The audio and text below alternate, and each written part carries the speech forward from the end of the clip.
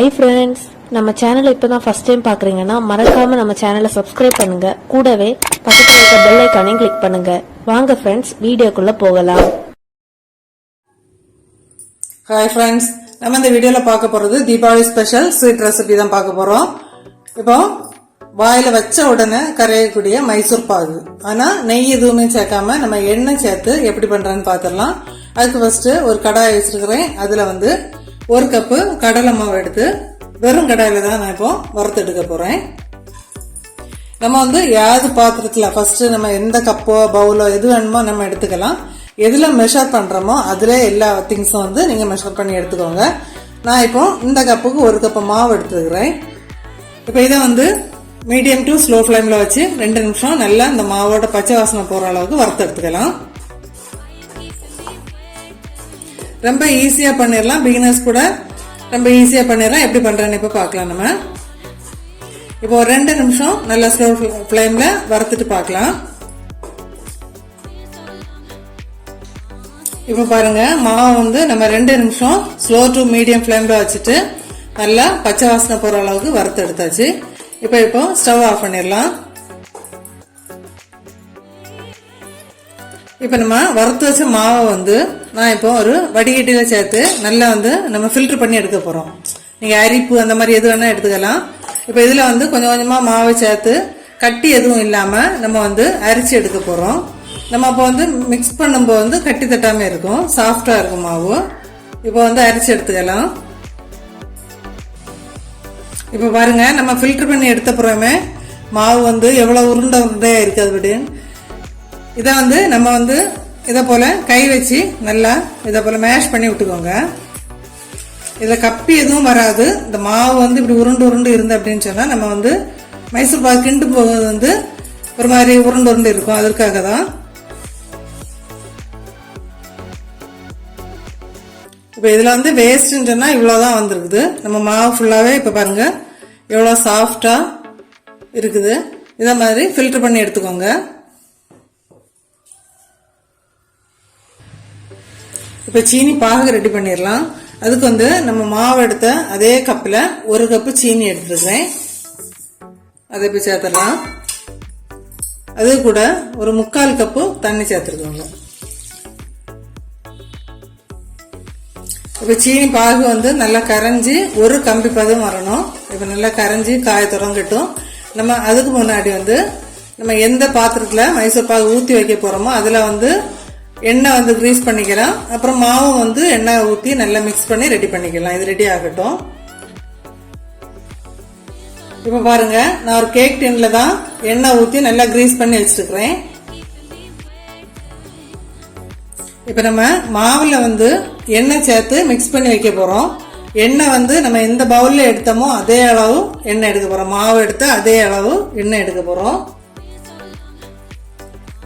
இப்ப பாருங்க, எண்ணெய் ரிஃபைண்ட் ஆயில் எடுத்துக்கோங்க. தேங்காய் எண்ணெய், கடலை எண்ணெய், நல்லெண்ணெய் அந்த மாதிரி எதுவும் எடுக்க வேண்டாம். அந்த பிளேவர் வரக்கூடிய எந்த எண்ணெய் எடுக்க வேண்டாம். இப்ப எண்ணெய் சேர்த்து நல்லா மிக்ஸ் பண்ணி எடுத்துடலாம். கட்டி எதுவும் இல்லாம விஸ்க் வச்சு மிக்ஸ் பண்ண போறோம். நல்லா கட்டி எதுவுமே இல்லாம மிக்ஸ் பண்ணிட்டு பார்க்கலாம்.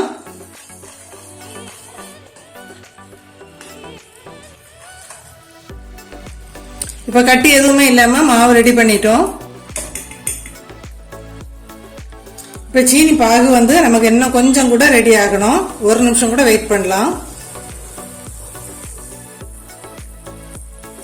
ஒரு கம்பி பதம் வரணும். இப்படி நல்லா நுரைச்சு வர்றதே நமக்கு ரெடி ஆக போகுதுன்னு உள்ள இதுதான். லைட்டா பீனஸா இருந்தா லைட்டா பார்த்து மெதுவா தொட்டு பாருங்க. இன்னும் கொஞ்சம் ரெடி ஆக வேண்டியிருக்கு.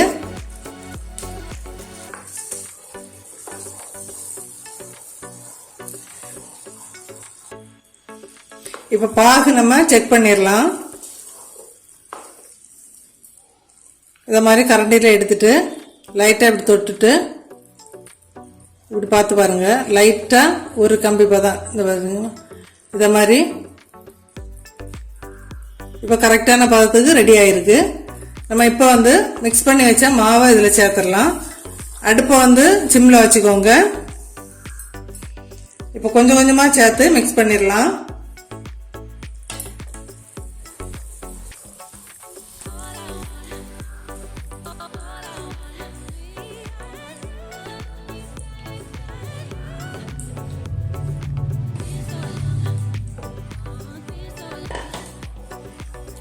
ஃப்ளேம் வந்து இனி ரொம்ப ஹை ஆக்க வேண்டாம், இப்படி மீடியமாகவே இருக்கட்டும். நல்லா கைவிடாமல் கிண்டிகிட்டே இருங்க.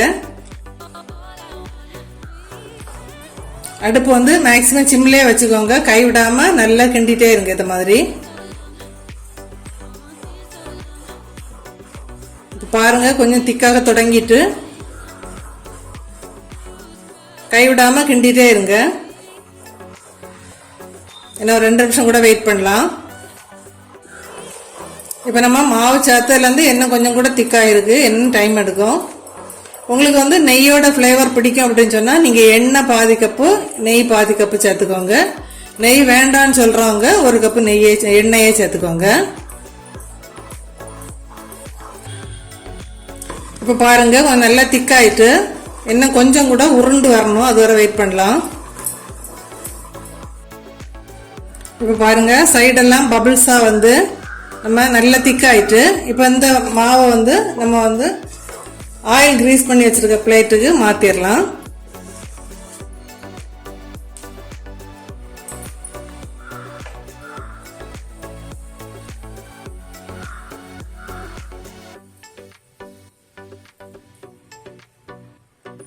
நம்ம இப்போ எண்ணெய் எந்த பாத்திரத்தில் தடவி வச்சிருக்கோமோ அதில் வந்து ஊற்றியாச்சு.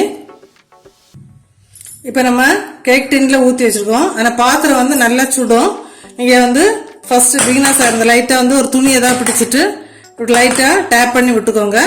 நல்லா ஆறட்டும், ஒரு அரை மணி நேரத்துலேருந்து 3/4 மணி நேரம் வரைக்கும் நல்லா ஆறட்டும். ஆறின பிறகு பார்க்கலாம். இப்போ வந்து நம்ம ஆற வச்சிருந்த மைசூர் பாகு சூப்பராக செட் ஆயாச்சு.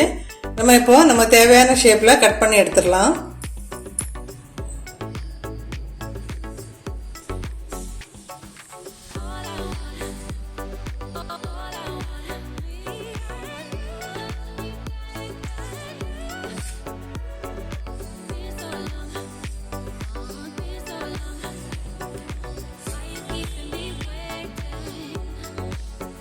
இதே மாதிரி தேவையான ஷேப்ல நீங்க கட் பண்ணி எடுத்துக்கலாம்.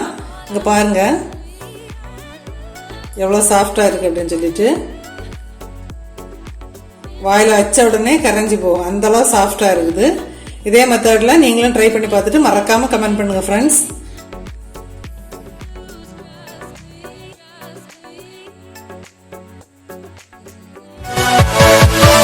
Yeah.